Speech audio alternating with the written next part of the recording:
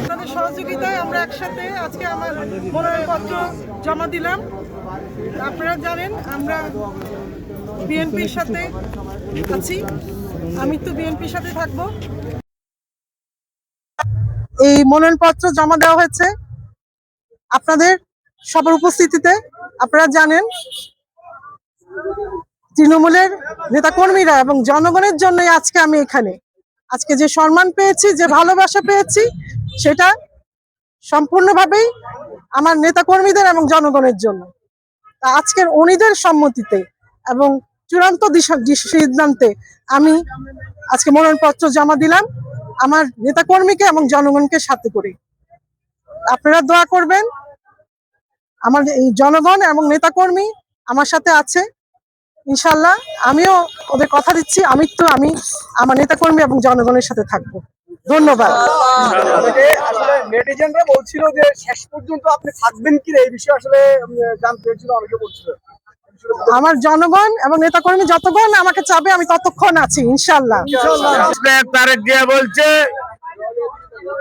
যে জনপ্রিয়তা এলাকাতে যে শীর্ষে তাকে নমিনেশন দেওয়া হবে, বলছে না? আমরা এখন পর্যন্ত বিশ্বাস করি ইনশাআল্লাহ আমাদের সামিরা আজিম দুলাভার বাইরে নমিনেশন লাস্ট পর্যন্ত যাবে না ইনশাআল্লাহ। কারণ যেহেতু আমাদের দেশ নায়ক তারেক জিয়া যা বলছে আমরা এটার উপরে এখন পর্যন্ত অটল ইনশাআল্লাহ।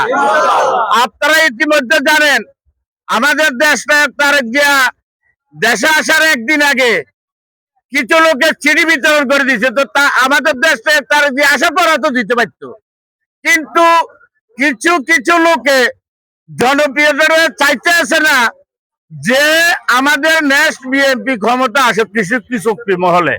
তা আমরা আশা করি আমাদের সামিরা আজিম দোলার বিকল্প লাকসাম মনের মধ্যে নাই। শেষ পর্যন্ত আমাদের তারেক জিয়া তারেক জিয়া এটা বিবেচনা করবে। আমরা এটার মধ্যে এখন পর্যন্ত আসছি ইনশাআল্লাহ। আপনারা থাকেন আমাদের সাথে, জনগণ আমাদের সাথে আছে। আমরা কখনো দোলা পাকে ছেড়ে আমরা কোথাও যাবো না ইনশাআল্লাহ। আপনাদের সবাইকে ধন্যবাদ।